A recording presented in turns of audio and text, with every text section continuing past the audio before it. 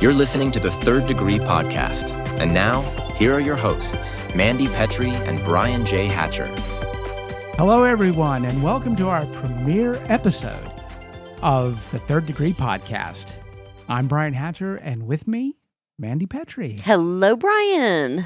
And if you're familiar with another podcast that we do, the Geek Watch Podcast, and we talk about the latest in geek news and views. Exactly. And we've been doing that for a few years now. And one of the things that we like to do before we start recording that podcast is we sit down and chat a little bit. Yes, because we are actually friends in real life. Outside of this recording studio. I don't know if people would believe that or anything, but yes, we know each other in real life. Well, IRL. Sure, yeah, well, you'd have to put up with me as much as you do. So, but we talk about different things, just loosen up and get ready to record the podcast. And a couple of months ago, we were having a conversation, and I remember you saying, we should record stuff like this and put a podcast out. And I will always take any kind of an idea for doing another podcast with you. So here we are. Yeah, and I absolutely believe Brian when he says this. I don't remember this at all. I believe you, Brian. I don't remember this conversation, but we've had many conversations, and I am sure that it happened. Yeah, either that or I'm just devious and was like, I'm going to trick Mandy into doing another podcast. So why do we call this the Third Degree Podcast? Yes, why do we call this the Third Degree Podcast, Brian?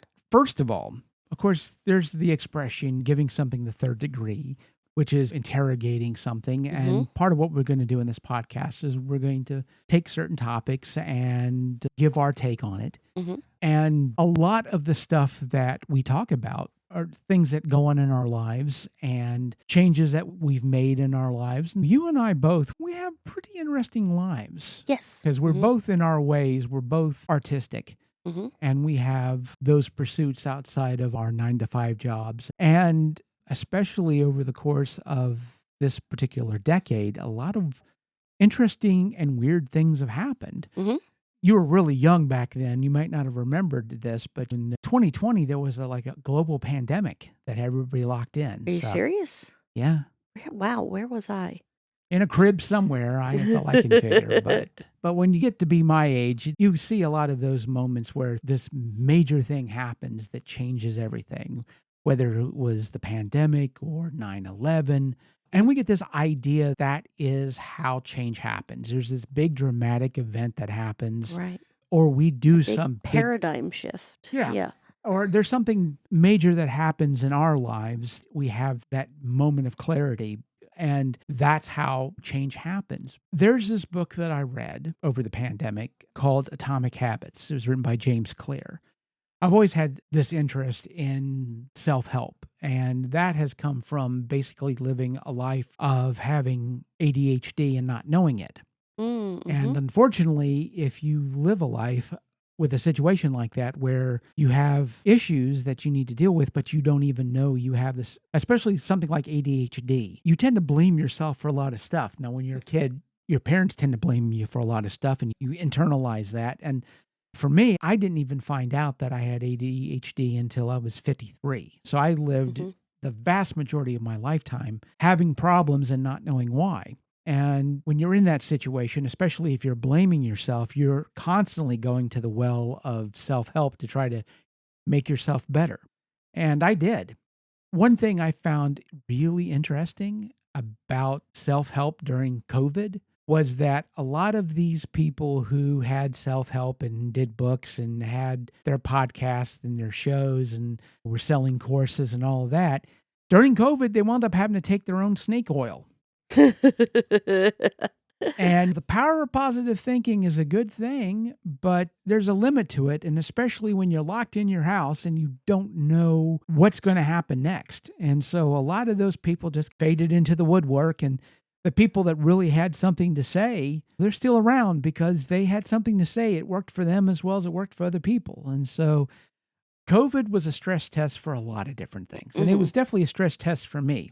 It was during COVID where I came to the realization that maybe I needed to get tested for ADHD, and I did. And that, for me, was instrumental right.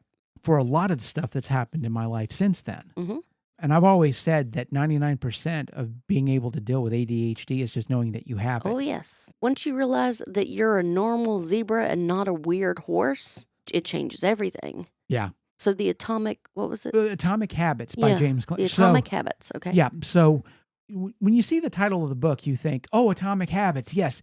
Nuclear power, explosions. Atomic bombs. Yes. Exactly. So this idea of creating habits that can be these paradigm shifting things, but that's not what he was talking about. When he mentions atomic, he's talking about like the atomic level, like atoms, like really small, but the quantum universe, itty bitty. Yeah, but fundamental building blocks. And so one of the illustrations that he uses talking about making like these small changes, but consistently over time to create huge results. He talks about, like, say you had a plane in Los Angeles, you're going to fly to New York City. Yes. But the nose of the airplane gets moved 3 degrees to the south. Now, when the plane takes off, you're not even going to notice a difference. But over the course of the flight, you're going more and more off course. That 3 degrees begins to add up until you get to the East Coast, and now you're flying over Washington, D.C., and New York City's miles away. Right. And that's what he means by atomic habits. It's like you don't need to make huge changes. If you can just make a small change consistently, it can have huge results down the road, just 3 degrees, and hence the Third Degree Podcast. Excellent. So there we go. That's why we've named it the Third Degree Podcast. Exactly. But for me, definitely COVID, and I would never say thank goodness for COVID. No. But COVID forced me to come to a realization about a bunch of things. And I definitely can tell you, these last 5 years have been a bigger change for me than probably the entirety of all of my other life, except maybe when I was young and growing up. Besides that, I would say these last 5 years have been like huge. Just eye-opening. And you and I have discussed this in real life outside of the microphones, that like you and more of our friends outside, like our friend Rob, was also recently diagnosed ADHD. You both were diagnosed as adults. I personally was diagnosed at 8 years old. And we've talked about the differences in our experiences and what it was like growing up, and me personally in the 90s. And like you were one of the gifted children. Yeah. And the difference in your experience as a gifted child with ADHD and how stressful that was with you and what was expected of you. But I was considered one of the dumb kids. I was in the low reading groups. I was in remedial lessons and given easier work and modified work and my IEPs, my individual education programs. Back in the 90s, nowadays, and I'm so glad that it's changed now because it's more student focused. You know, what does the teacher need to do to help this student learn? When I was growing up, it was more, how do we get Mandy to do what the teacher needs her to do? How do we get Mandy to do what the teacher needs? So I didn't know how to express myself to tell the teacher what I needed to learn because I didn't know. And so I wasn't getting the help I need. And the teachers weren't trained to deal with us. They didn't know. So it wasn't really their fault or anything. And I was brought up in a generation that was taught not to question authority. So there was no going up to the desk and asking questions. We just did as we were told. And I wasn't a behavior problem. I didn't throw things or get up and jump around or anything. I wasn't a squeaky wheel. So I didn't get the attention that way either. So I just kind of slipped through the cracks in that manner.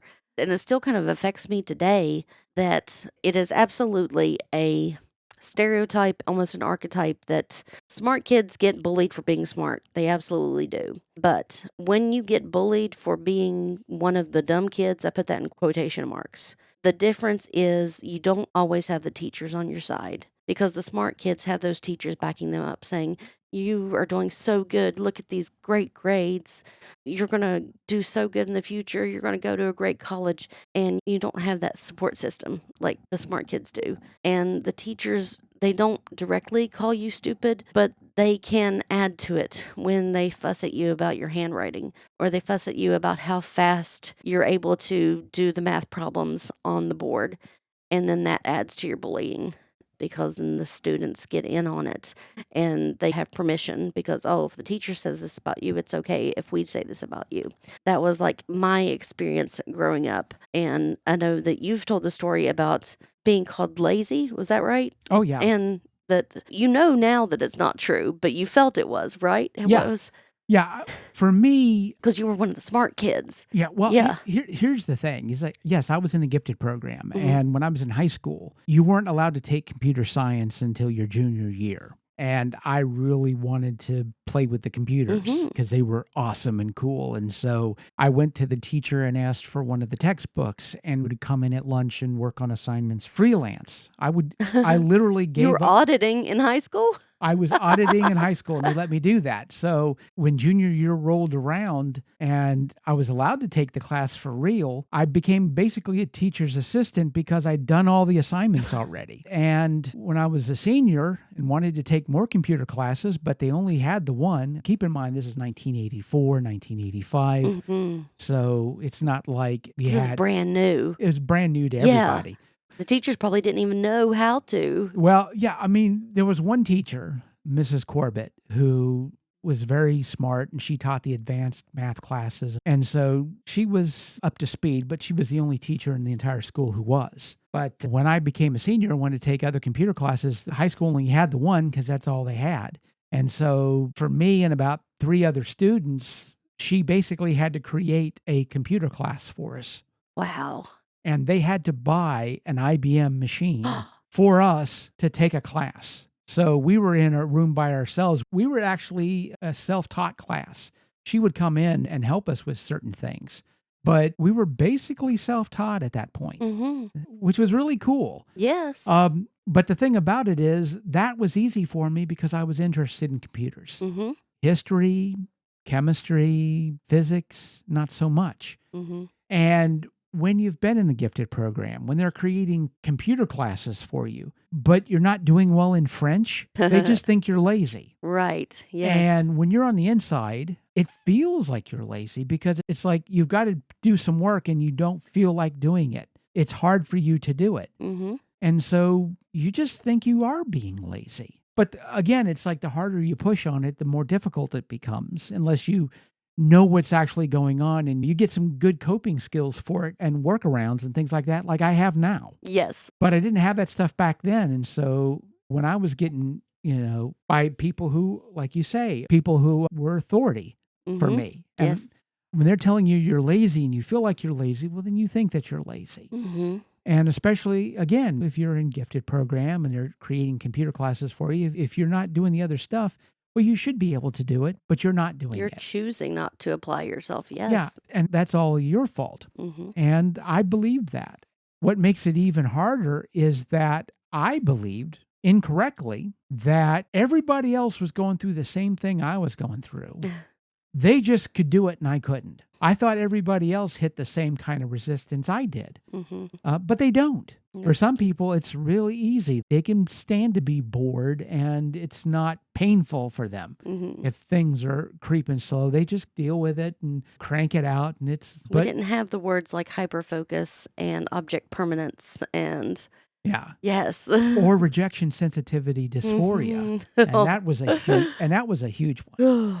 And like you say, when you don't fit the standard mold, things can be very difficult. And in your situation, it was difficult because with you, they hear ADHD or ADD and they think, I hate to use the R word, but I'll use it. They think you're retarded because you didn't fit the mold that they expected. But the thing about school, and it's getting better to some degree, but your standard typical, the way school works wasn't built for people like us. No. It's built for factory workers. Yeah, and like my testing was done one-on-one. ADHD kids thrive on one-on-one. Right. So the testing looks great, but you put it in a classroom, you can't. You're in a classroom and when I was in elementary school, we had some god-awful hell called the pod system. Do you know what this is? I've heard of that, but... Okay, so in the 70s, they designed these schools that were supposed to be progressive learning centers where there would be stations that kids would go to. You could go to this station to learn math, this station to learn science. they didn't train the teachers how to use them. So you had these big, huge classrooms that teachers didn't know how to use. So they put bookshelves up, and then they set up 3 different classrooms where 3 different teachers would be teaching 3 different things at the same time. I would answer questions that they would be asking on the other side of the room. So this was hell on an ADHD person. Yeah. Overstimulation. Everyone's doing 3 different classes, doing 3 different things. So you've got a room full of 90 kids, 30 kids here, 30 kids here, 30 kids on the other side. 90 kids doing all different stuff. It's called pod system. Absolute hell. And it was just awful. And so, yeah, one-on-one, that's not possible. But ADHD kids do fantastic on one-on-one. But this was terrible. And of course, the teachers would complain. Like, why is she answering our questions?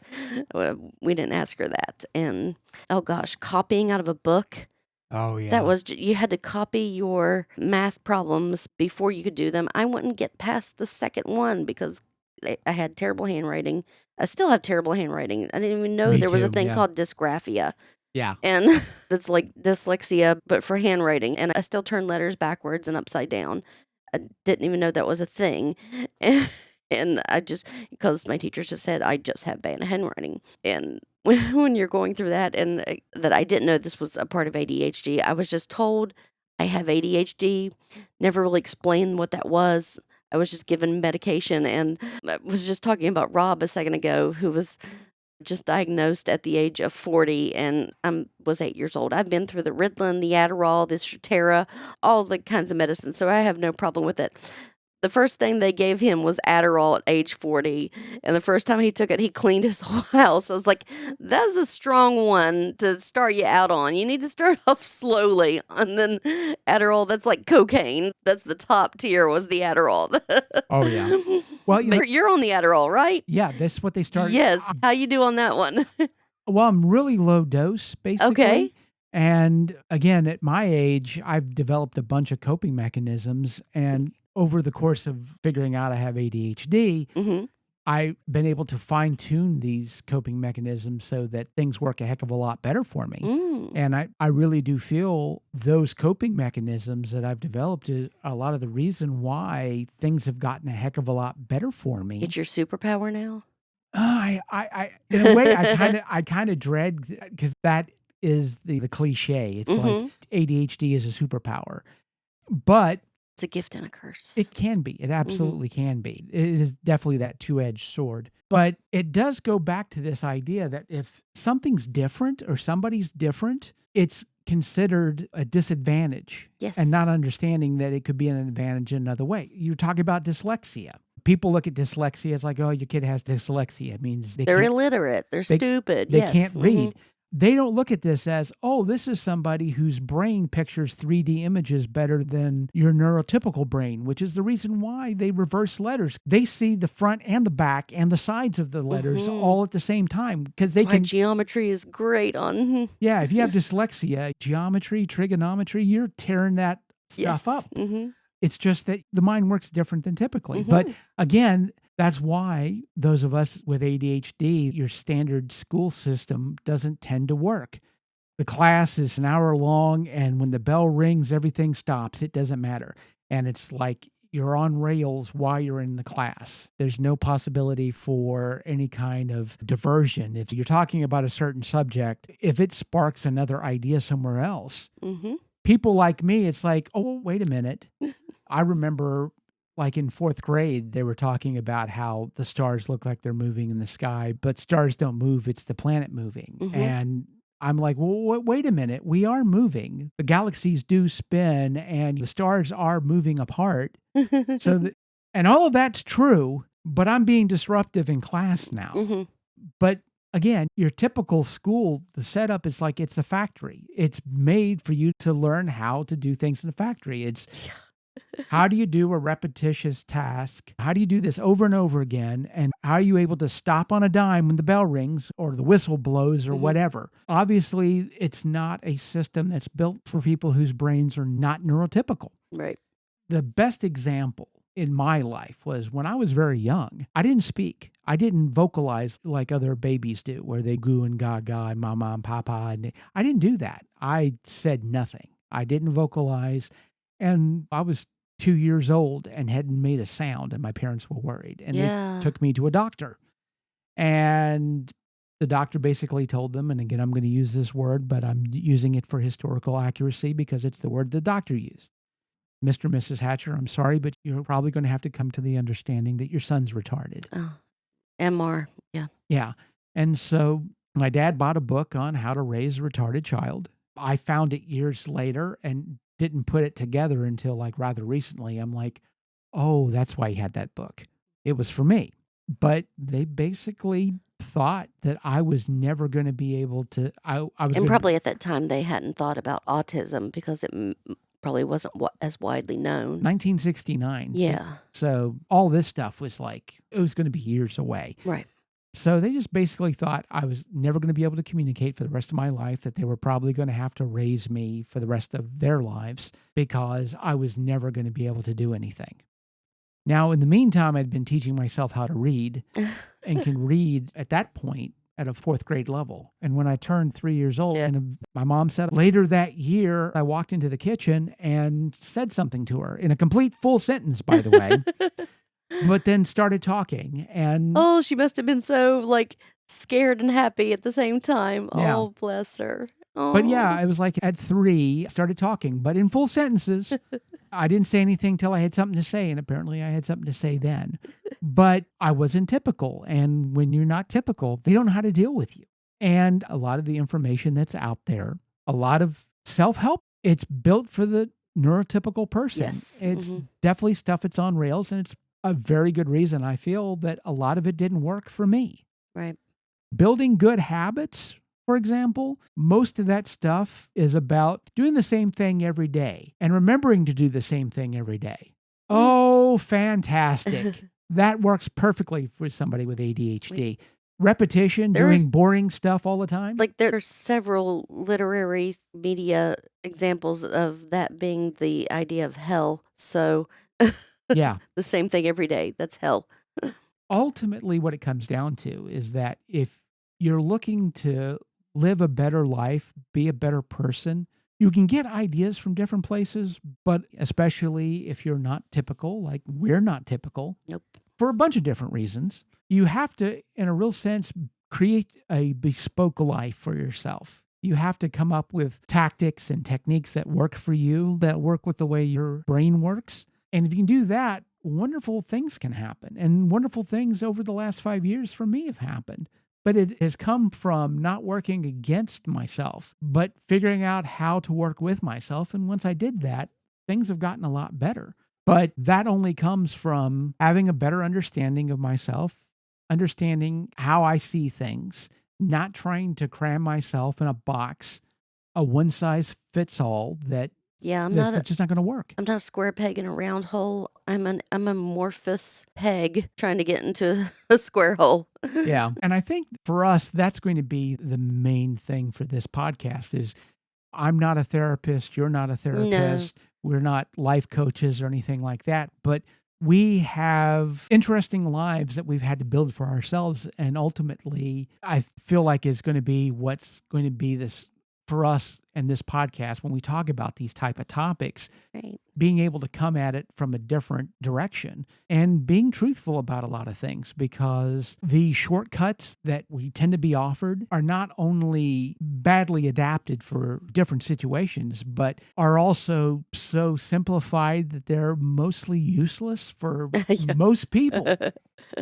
Sometimes just a little bit of a dose of truth about certain things, I think, is more useful than a lot of the platitudes that we tend to be offered. Mm-hmm. And I think for this podcast, what we're definitely going to We're aiming 3 degrees. Yes, we are. Away.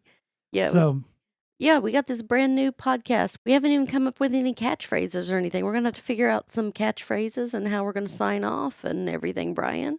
If anyone listening, if you got any ideas for anything or things you'd like us to talk about on the podcast, if there's certain subjects that you're interested in, we're definitely going to have to talk about weight loss, because one of the things that I've done over the last year is I've lost about 110 pounds at this point. Mm-hmm. But that's basically come from, in my situation, looking at it in a different way than what's typically out there. Right. I spent decades following the platitudes, but those platitudes worked against me. And so that is definitely something we can talk about there. But there are so many interesting topics that we can tackle. All of you out there, if there's something that you'd like us to cover, something you're interested in, let us know. We're definitely going to be looking for different topics. But since we don't have a catchphrase, until next time.